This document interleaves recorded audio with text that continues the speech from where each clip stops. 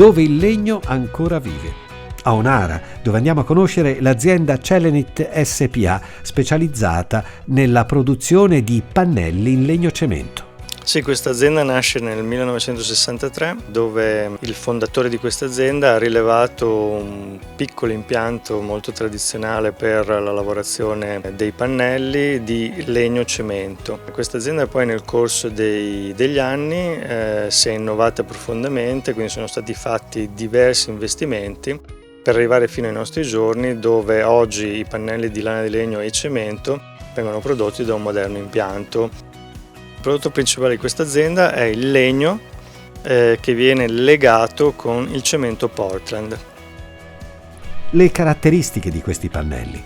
Sì, i nostri pannelli sono dei pannelli isolanti termoacustici, quindi isolano dal caldo e dal freddo e isolano anche dal rumore. Quali mercati servite? Noi lavoriamo, 50% del nostro fatturato lo realizziamo in Italia e il 50% del fatturato viene fatto in mercati esteri. Quali sono i mercati esteri di riferimento in particolare? Europa, ma anche Nord America, anche i paesi del Golfo, abbiamo anche dei clienti a Taiwan.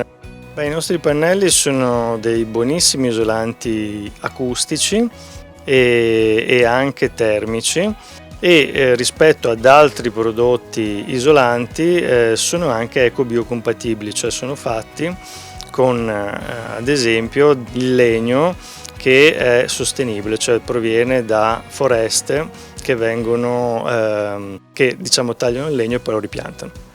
Che cosa vi rende speciali in questi mercati rispetto ai vostri competitor? In realtà i nostri fornitori principali di legno sono tutti italiani e sono basati qui nell'altipiano di Asiago e qui nelle Alpi Venete. Per quanto riguarda le nostre esigenze, ma potrebbe essere una cosa molto interessante per il mercato del legno, la filiera del legno in generale, chiaramente il legno deve essere sostenibile, quindi deve provenire da foreste che vengono gestite in maniera responsabile, quindi il legno tagliato deve essere ripiantato. Ci sono degli enti che certificano la filiera del legno, ad esempio noi assieme ai nostri fornitori di legno abbiamo i certificati PEFC e FSC.